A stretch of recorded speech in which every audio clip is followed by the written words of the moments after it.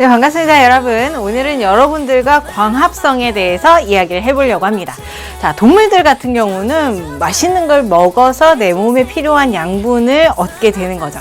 그런데 움직이지 못하고 입도 없는 우리 이런 입도 없는 식물들 같은 경우는 자신이 먹을 수 있는 양분이 없단 말이에요. 그래서 자신 스스로 양분을 만들어내게 되는데 그 스스로 양분을 만들어내는 과정, 그 과정을 우리는 광합성이다 라고 얘기를 합니다.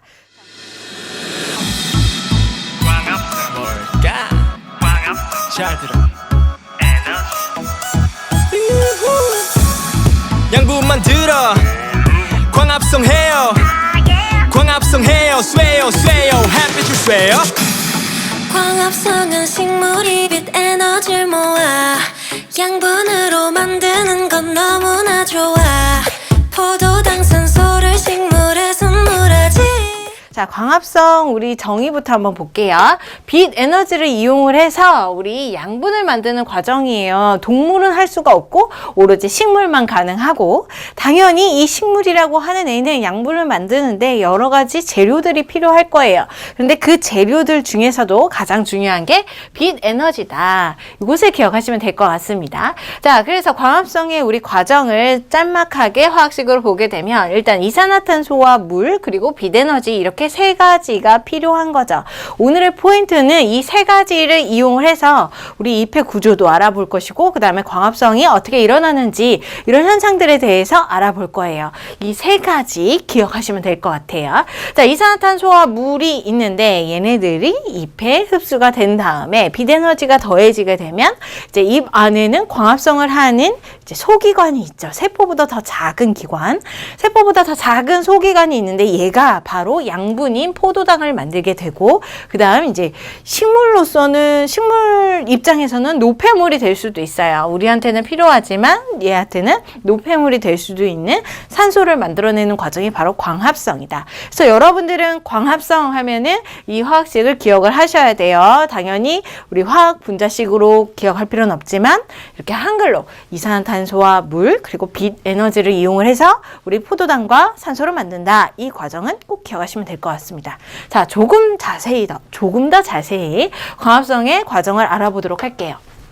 자, 광합성이라고 하는 것은 우리 세포보다 작은 소기관에서 일어나는데, 그 소기관이 누구냐면 엽록체라고 하는 애예요. 엽록체. 우리 눈에는 잘 보이지는 않아요. 식물의 눈에 보이지 않는 아주 작은 소기관, 그 소기관에서 광합성이 일어나게 돼요. 자, 그러면 광합성에 필요한 물질 세 가지가 있었죠. 이산화탄소, 물, 빛. 자, 이산화탄소, 물, 빛을 흡수를 해 보겠습니다. 잎에서 광합성이 일어날 때 일단 이산화탄소는요, 잎을 보게 되면 이제 잎에 아주 작은 구멍들이 있어요. 그것을 우리는 뭐라고 부르냐면 기공이라고 얘기를 하죠.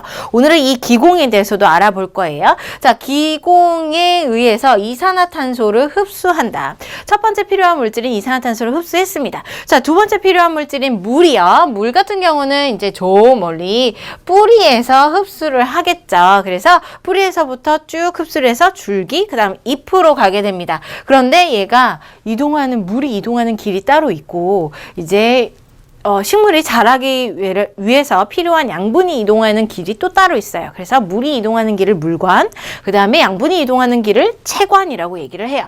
뿌리에서부터 물관을 통해서 쭉 잎으로 물을 흡수를 하는 거죠. 그럼 필요한 물질 세 가지 중에서 두 가지 충족했어요. 이산화탄소, 물. 그 다음 마지막으로 세 번째 빛 에너지를 흡수를 해야 되겠죠. 자, 이 빛 에너지는 어디에서부터 흡수를 하느냐? 태양이 주는 에너지를 흡수를 할 거예요. 그런데 얘는 엽록체 라고 하는 곳에서 이제 광합성이 일어난다고 했는데, 이 엽록체 안에 색소가 있어. 녹색 색소가 있는데 그 녹색 색소를 누구라고 하냐면 엽록소라고 얘기를 해요. 얘는 색소예요. 색소. 자, 이 엽록소에서 바로 빛을 흡수하는 겁니다.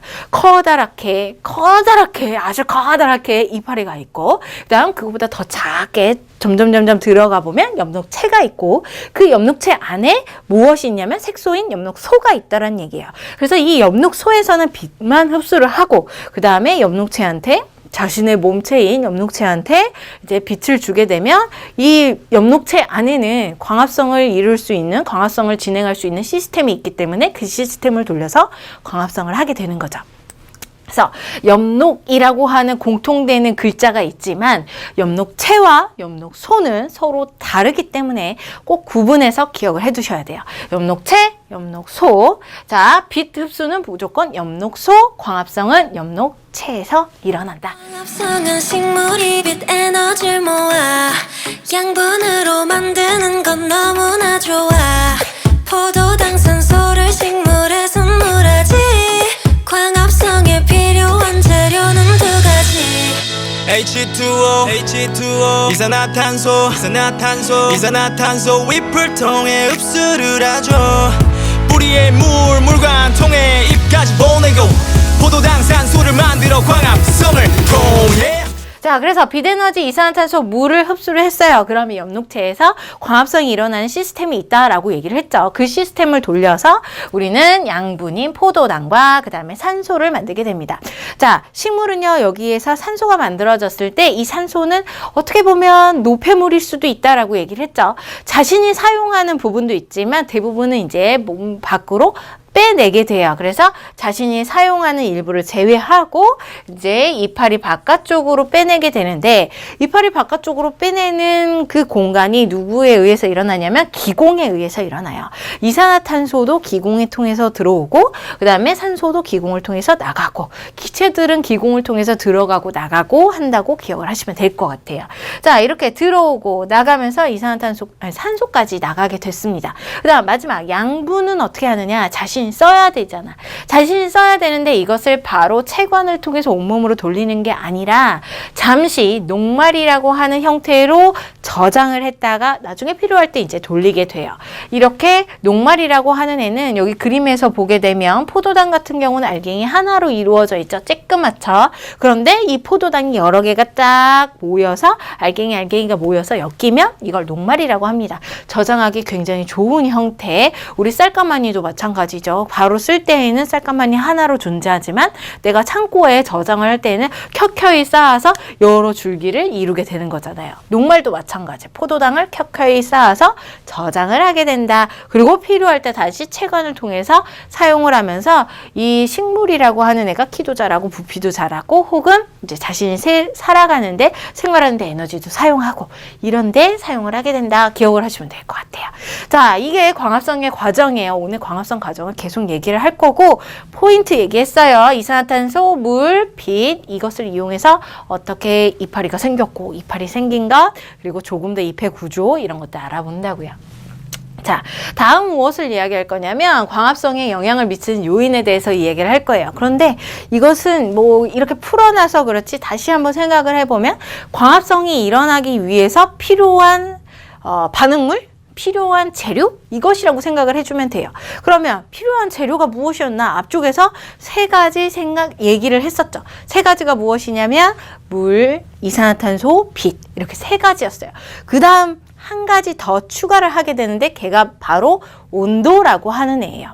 자, 온도는 왜 있어야 되냐면 이 엽록체 안에 이제 광합성을 이루는 시스템이 있는데 그 시스템에서 온도에 굉장히 민감한 애가 작용을 하게 돼. 그래서 이 온도라고 하는 조건이 충족이 돼야지만이 광합성이 잘 일어날 수 있어요. 그래서 광합성의 조건 세 가지랑 이제 재료 세 가지랑 온도까지 기억을 하시면 됩니다. 그 중에서 지금 여기에 빛의 세기, 그 다음에 이산화탄소, 그 다음 이쪽으로 온도 이렇게 세 가지를 이야기를 했고요. 그 다음 나머지 한 가지 물은 왜 여기에 존재하지 않냐면 물은 항상 뿌리를 통해서 계속 흡수가 돼요.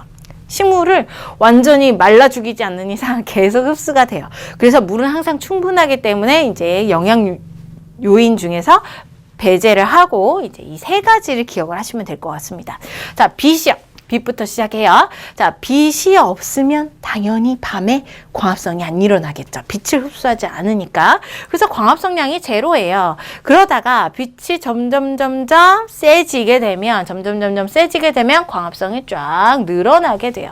그런데 이 빛이 엄청 엄청 세져가지고 막 태양 가까이 가버렸어. 그렇다고 해서 광합성을 폭발적으로 하느냐? 그것이 아니라 식물체마다 달라요. 식물체마다 자신이 가장 최고조로 광합성할 수 있는 빛의 세기가 있어. 그 세기 이상에서는 그냥 맥스 값의 광합성만 할 뿐 더 이상 증가를 하지 않는다고요. 자, 그래서 빛의 세기가 어느 정도 이상이 되면 요 정도죠. 요 정도 이상이 되면 요렇게 광합성량이 일정하게 맥스 값으로 가게 된다. 광합성을 안 하는 건 아니에요. 자, 여기 이후로 이 이후의 빛의 세기에선 광합성을 안 하는 게 아니라 가장 많은 상태의 광합성을 꾸준히 하게 된다고요. 자, 두 번째 이산화탄소요. 이산화탄소도 여기 빛의 세기의 곡선이랑 굉장히 비슷해요. 이산화탄소가 없으면 당연히 광합성 재료가 없기 때문에 광합성이 일어나지 않습니다. 그런데 얘가 점점 많아지면서 광합성이 점점 빨라지겠죠. 많이 하게 돼요. 늘어나다가 어느 순간 어느 정도냐면 0.1%라고 얘기를 하는데 외울 필요는 없어. 자, 요 정도가 넘어가게 되면 이제 나는 광합성하기에 충분한 이산화탄소를 갖게 된 거죠. 그래서 이 이후부터는 맥스 값으로 광합성을 하게 되는 거예요. 자, 빛의 세기나 이산화탄소 농도 같은 경우는 어느 선 이상에서는 맥스 값으로 광합성을 꾸준히 한다. 일정하게 한다는 얘기죠. 그런데 온도는 좀 달라. 자, 온도는요. 엽록체 안에 시스템 중에 온도에 민감한 애가 있다라고 얘기를 했죠. 얘가 제일 좋아하는 온도가 있어요.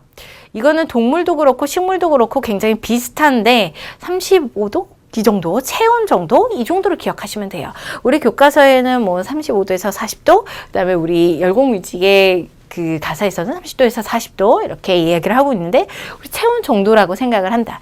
자, 그래서 체온 정도에서 가장 맥스, 여기가 맥스죠. 광합성을 가장 잘하고 있죠. 그래서 광합성을 맥스 값으로 하다가 점점 높아져서 맥스 값으로 하다가 너무 뜨거워졌어. 언제? 한 40도 이후. 40도 이후부터는 이 시스템에서 도와주는 이 물질이 이제 힘이 없는 거예요. 완전히 다른 물질로 변해버렸어요. 그래서 광합성을 할 수가 없어요. 그래서 광합성량이 뚝 떨어지게 되는 겁니다.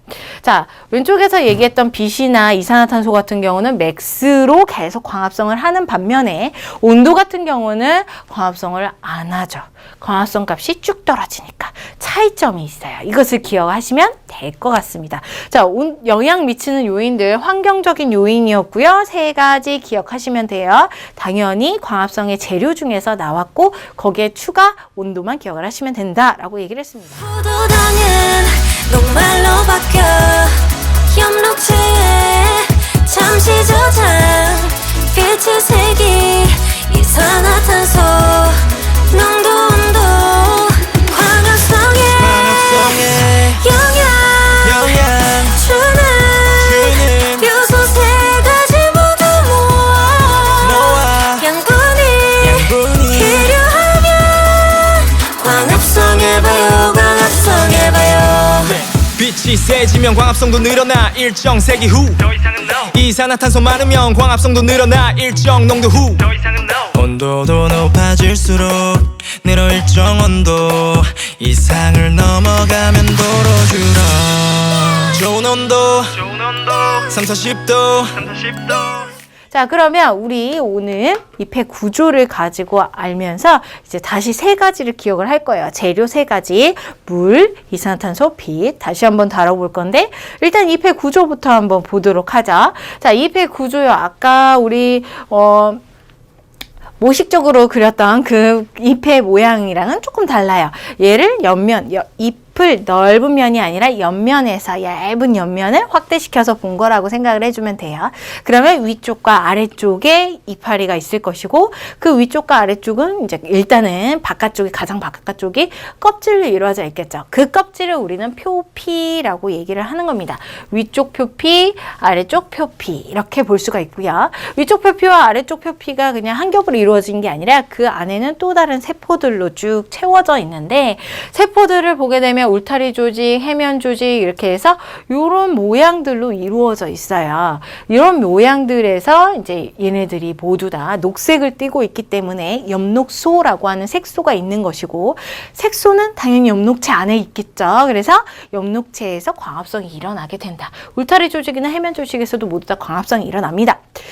이것은 우리 내용에서는 그냥 참고적으로만 알고 있으면 됩니다. 오늘은 핵심이 무엇이냐면 광합성 하는 애들 중에서 울타리 조직, 해면 조직뿐만 아니라 한 명이 더 있는데 걔가 누구냐면 공변세포라고 하는 애예요. 오늘은 얘를 기억하시면 될 것 같아요. 자, 이 공변세포를 통해서 우리가 이산화탄소도 흡수하고 그 다음에 광합성도 하고 이럴 거거든요. 자, 그래서 이 공변세포를 조금 더 설명을 해보면 표피가 두 개가 있는데 위쪽 이파리 여러분들이 나뭇잎을 보게 되면 이파리에 매끈매끈한 윗면이 있고 아래쪽에 인맥이 살아있는 이제 거칠거칠한 아랫면이 있어요. 그 아랫면에 주로 공변세포들이 존재해요. 표피세포가 변신을 해서 이렇게 생겼어요.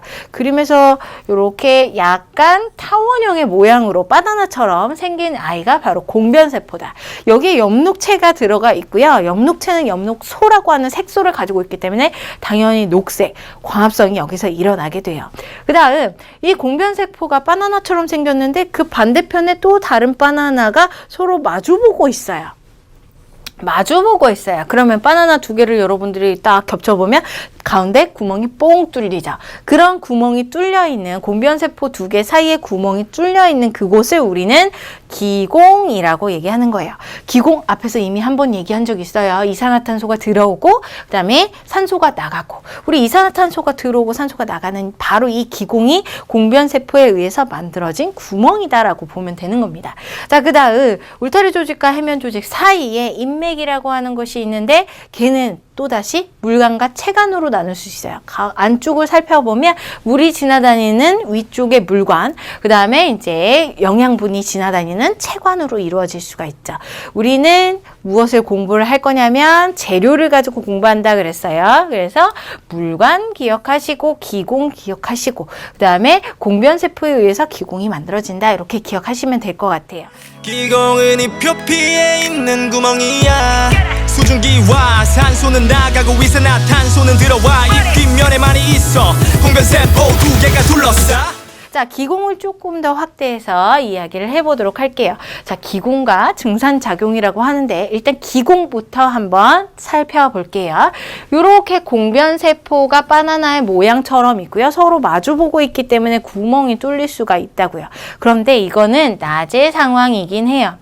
밤의 상황에서는 이 공변세포라고 하는 바나나 세포요. 이 세포가 조금 힘이 없어. 힘이 없어서 서로 들러붙어서 여기 있는 사이에 구멍이 사라지게 돼요. 기공이 사라지는 거죠.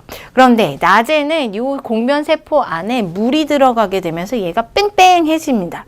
뺑뺑해지면 이제 원래 바나나가 이렇게 곡선을 갖는 것처럼 얘도 마찬가지로 곡선을 갖게 된다. 근데 이 이유를 얘기를 굳이 하자면 공변세포가요. 한번 지었다가 얘기를 할게요. 공변세포가 세포벽으로 이루어져 있어요. 세포벽이 가장 바깥쪽, 세포막이 있고 안쪽으로. 근데 이 세포벽은 단단해서 자신이 휘어지거나 막 이렇게 움직이질 않아. 근데 가장 바깥쪽의 세포벽보다 안쪽에 있는 세포벽이요. 공변세포의 세포벽이 훨씬 더 두꺼워요. 그래서 요 안에 물이 들어가게 되면 살짝 휘게 되는데 세포벽이 살짝 휘게 되는데 이 살짝 휘게 되는 세포벽이 안쪽은 두꺼우니까 잘 안 휘고 바깥쪽은 그나마 좀 휘게 돼요. 그래서 안쪽은 별로 볼록하지 않고 바깥쪽이 볼록해지면서 이렇게 구멍이 생기게 되는 거죠. 기공이 생기게 되는 거다. 세포벽의 두께에 따라서 달라지게 되기 때문에 세포벽의 두께가 다르기 때문에 기공이 생기는 거다라고 보는 겁니다. 자, 이렇게 공변세포에 의해서 기공이 만들어졌는데 자, 기공을 통해서 우리 이렇게 이산화탄소가 들어가죠. 이산화탄소가 들어가죠. 재료. 그 다음에 광합성의 재료 중에서 빛이 있어요. 빛은 이제 엽록체 안에 있는 엽록소에 빛이 들어가게 되죠. 그 다음 물 같은 경우는 이제 우리 물관을 통해서 뿌리로부터 들어와야 돼요. 근데 뿌리로부터 이렇게 물이 흡수되어서 물이 점점 위로 올라와서 이파리에 도달하고 그다음 그 이파리에 도달할 수 있게 하는 원동력이 무엇이냐면 이 기공을 통해서 또다시 수증기가 밖으로 나가기 때문이에요. 그것을 우리는 증산작용이다라고 해요. 자, 증산작용 다시 정리. 물이 있어요. 식물체 안에 물이 있는데 얘가 수증기 형태로 변해요. 이 수증기 형태로 변하면 기체 상태이기 때문에 기공을 통해서 왔다 갔다 할 수 있겠죠. 그래서 바깥쪽으로 나가는 작용을 우리는 증산작용. 그런데 이렇게 수증기가 이제 기공을 통해서 나가게 되면 이 기공 부분에는 수증기 혹은 이제 이파리에는 물이 부족하게 되죠. 그래서 물이 많은 뿌리 혹은 줄기에서부터 물을 끌어오게 된단 말이죠. 그렇게 끌어오게 하는 원동력이 바로 증산작용이다. 수증기를 내뱉음으로써 이제 조금 부가적으로 이제 물을 끌어올릴 수 있게 하는 작용, 그게 바로 증산작용이다. 기억하시면 될 것 같아요. 그래서 우리 광합성의 재료, 이산화탄소, 빛, 그 다음에 물이 있었습니다. 자, 물 같은 경우는 증산작용에 의해서 이제 뿌리 증산작용의 도움으로 뿌리에서 줄기, 잎으로 와서 세 가지의 재료를 채우고 그 다음 이제 얘가 광합성을 하게 된다라고 볼 수가 있는 거죠. 자, 여기에서 조금 더 살펴봐야 될 게 무엇이냐, 한 번 더 생각해 봐야 될 게 무엇이냐면, 자, 증산작용이 잘 일어나요. 그러면 이제 기공에 구멍이 뻥 뚫렸다라는 얘기죠. 그럼 이 증산작용이 일어나면서 물이 빠져나가면 물만 빠져나가는 게 아니라 그 구멍을 통해서 이산화탄소도 많이 들어오게 된단 말이에요. 이산화탄소가 많이 들어오면 들어올수록 점점점 광합성의 그 영향 속도가 늘어난 걸 우리가 앞에 그래프에서 본 적이 있죠. 그래서 이산화탄소가 많아진다. 증산작용이 많아지게 되면 이산화탄소의 흡수가 많아지는 것이고, 이산화탄소의 흡수가 많아진다는 것은 다시 한번 얘기하면 광합성이 활발하게 일어나는 것이다 라고 볼 수가 있습니다. 결과적으로 그냥 식물이 물을 뺏기는 작용만이 이제 한 가지 작용으로 일어나는 게 아니라 연계적으로 광합성도 잘 일어나는구나 알아두시면 될 것 같아요. 자, 그럼 증상작용이 잘 일어나는 조건들 우리 교과서에 있으니까 간단하게 한번 짚어보고만 갈게요. 햇빛이 강할 때 당연히 주변에 이제 습도가 없어지고 햇빛에 의해서 증발이 잘 되겠죠. 증산작용 잘 되고, 온도 높을 때 증산작용 잘 되고, 자꾸 증발이 일어나니까요. 자, 습도가 낮을 때, 습도가 높으면은 증발이 일어날 필요가 없겠죠. 습도가 낮을 때 바람이 쌩쌩 불 때 이제 수증기가 잘 날아갈 수가 있겠죠. 이런 것들은 그냥 가장 상식적인 내용이니까 한번 보고 기억을 해뒀다가 외울 필요는 없어요. 그냥 한번 연상을 했다가 문제에 도입을 하시면 될 것 같아요. 기공이 열리면 증산작용 올라가, 기공이 닫히면 증산작용 내려가.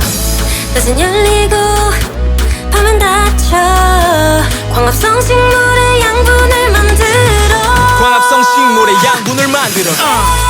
포도당은 녹말로 바뀌어 엽록체에 잠시 저장 빛의 색이 이산화탄소 농도 온도 광합성에 영향 주는 요소 세 가지 모두 모아 양분이 필요하면 광합성해봐요. 자, 여기까지예요. 광합성 별로 안 되죠. 우리 광합성 작용을 얘기를 할 건데 선생님 포인트 해서 재료 세 가지를 얘기를 했어요. 그 세 가지를 이용을 해서 엽록체, 엽록소에 대해서도 얘기를 했고, 그 다음 기공과 증산작용에 대해서도 얘기를 했고, 그 다음 구조에 대해서도 얘기를 했고, 얘네들 세 가지를 기억을 하시고 이제 연계적으로 상상의 날개를 펼쳐서 이제 학습의 날개를 펼쳐서 공부를 하시면 더 좋을 것 같습니다. 자, 오늘은 광합성 내용은 여기까지 하도록 하죠. 노래 한번 잘 들어보시고 좋은 점수 받으시기 바라겠습니다. 오늘은 여기까지요. 수고 많이 하셨습니다.